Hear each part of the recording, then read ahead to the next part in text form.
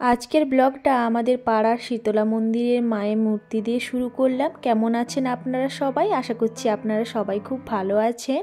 আমিও ভীষণই ভালো আছি। আর আজকের ব্লগটি আমি আমাদের পাড়ার শীতলা মন্দিরের সয়াল উৎসবের যে পুজো এবং ভোগ বিতরণ দুটো দিন নিয়ে আমি বানিয়েছি।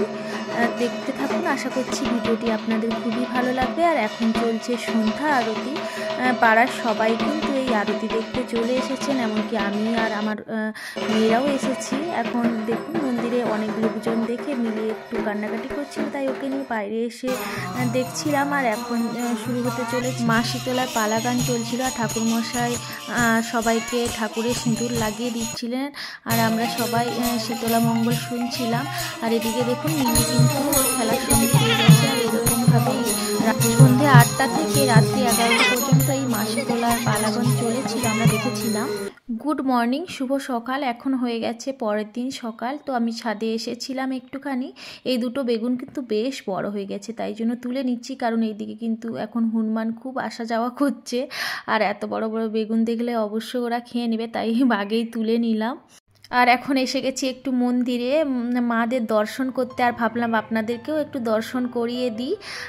এরপরে আবার ব্রেকফাস্ট বানাতে হবে। মা শীতলার ভোগ প্রসাদ কিন্তু নিরামিষ হয়, তাই ভাবলাম যে আজকের ব্রেকফাস্টটাও একটু নিরামিষভাবেই বানাই।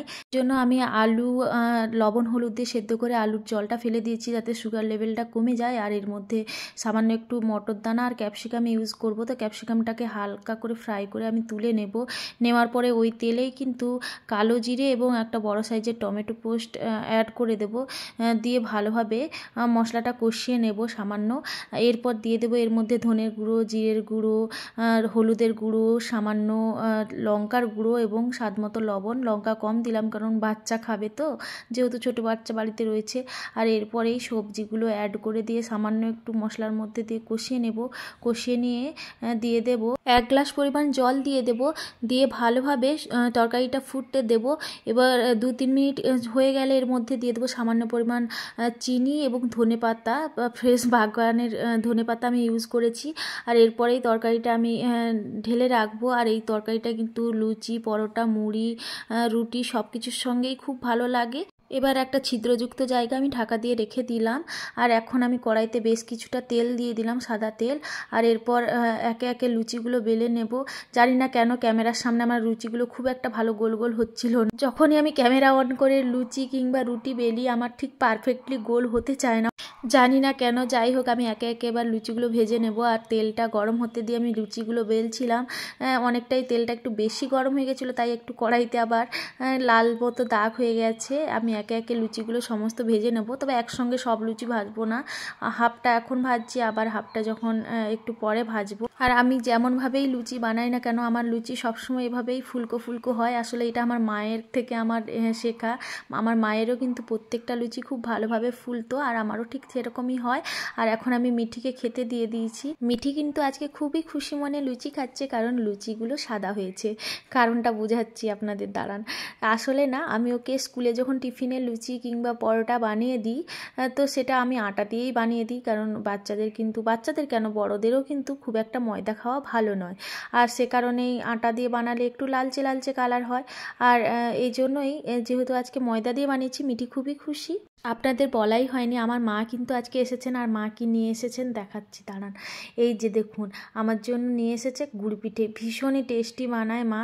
কোনো একটা ভিডিওতে আমার মায়ের এই রেসিপিটা অবশ্যই শেয়ার করব। আর দেখুন পিঠেটাও মায়ের কিন্তু ঠিক ফুলকো লুচির মতো ফুলেছে। আর ভেতরটা দেখুন একদম ফাঁপা, আর খুবই সফট হয়, খেতে খুবই টেস্টি। এখন বেজে গেছে বেলা 10:30। আর দেখুন বাইরে কত ভিড় হয়ে গেছে মন্দির প্রাঙ্গণে, কারণ অনেক মানুষই এসে গেছেন মা শীতলার ভোগ প্রসাদ কালেক্ট করার জন্য। আর আমরাও কিন্তু ভোগ প্রসাদ কালেক্ট করার জন্য লাইন দিয়ে দিয়েছি, মানে বাসন রেখে দিয়েছি, ওটাই লাইন। আর আমরা এখানে একটু দাঁড়িয়ে আছি, সবাইকে দেখছিলাম। আর মিলিও বেশ খুশি, কারণ মাইকে না ঠাকুরের গান চলছিল, সবাই খুব ভালো লাগছিল শুনতে। আমারও ইচ্ছে ছিল আপনাদেরকে শোনাবো, কিন্তু শোনাতে গেলে হয়তো আমার কপিরাইট আসতে পারে, সে কারণে আমি ভয়েসটা অফ করে দিয়ে ভয়েস ওভার দিচ্ছি।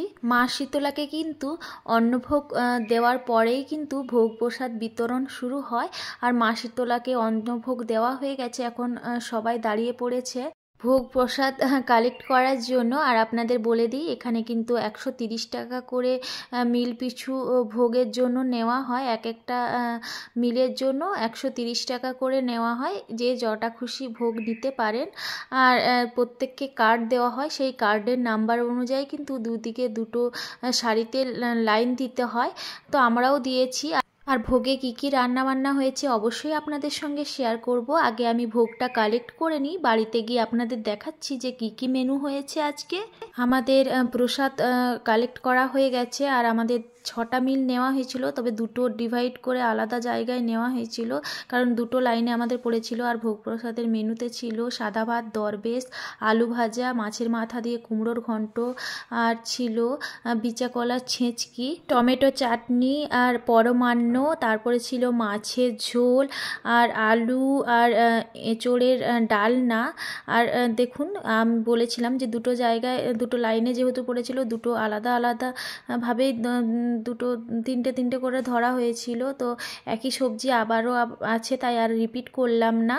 আর এখন আমাদের কিন্তু মামাও এসে গেছেন, অর্থাৎ আমার মামা শ্বশুর। আর ওনাদের বাড়ির গাছের দেখুন এত সজনে ফুল নিয়ে এসেছেন, আর সঙ্গে গাছের বেগুন আর এই মূলোগুলো দেখছেন, এগুলো কিন্তু মামাদের গাছেই। তবে মামাদের সবজির ব্যবসা নেই, এগুলো বাড়িতে খাওয়ার জন্যই মামারা লাগান আর আমাদের বাড়িতে নিয়ে এসেছেন। আর এগুলোও কিন্তু মামাদের গাছের সজনে ডাঁটা, খুবই ফ্রেশ, দারুণ। মানে এই সিজনের শুরুতেই এরকম সুন্দর সজনে ডাঁটা কার না খেতে ভালো লাগে। আর এদিকে বিকেল হয়ে গেছে, মাস্টারমশাই কিছুটা আমাদের গাছ থেকে শিম পেড়ে দিচ্ছেন মামাকে দেওয়ার জন্য, মামা বাড়ি চলে যাবেন তাই জন্য। আর এখন না সন্ধে হয়ে গেছে, তো আমি একটু পকোড়া বানাচ্ছিলাম, মানে ওই সজনে ফুল, সজনে ডাঁটা এগুলো কিন্তু খুবই স্বাস্থ্যের পক্ষে উপকারী, এগুলো অ্যান্টিপক্স হিসেবে কাজ করে। আর এখন আমি সজনে ফুলের পকোড়া ভাজতে ভাজতে এত সুন্দর অ্যারোমা দিচ্ছিল, আমার কিন্তু খুব ভালো লাগে এই সজনে ফুলের অ্যারোমাটা। একে একে আমি পকোড়াগুলো ভেজে নেব, খুব বেশি তেল দিইনি, কারণ পোড়া তেল খাওয়া কিন্তু স্বাস্থ্যের পক্ষে খুবই ক্ষতিকারক। আর এদিকে মাস্টার মশাই কিন্তু চা বানাচ্ছিলেন, আর আমি ওইদিকে পকোড়া বানাচ্ছিলাম, দুজন দুদিকে কাজ করছিলাম। আর মাস্টারমশাই কিন্তু লিকার চা খুব ভালো বানান, কোনো একদিন আমি শেয়ার করে দেব, যদি আপনারা দেখতে চান অবশ্যই কমেন্ট করে জানাবেন। কিছুটা পকোড়া ভাজা হয়ে গেছে আর কিছুটা ভাজছি। আজকের মতো ব্লগটা এটুকুই, দেখা হচ্ছে আগামী একটি নতুন ব্লগে। কেমন লাগলো অবশ্যই কমেন্ট করে জানাবেন। ধন্যবাদ।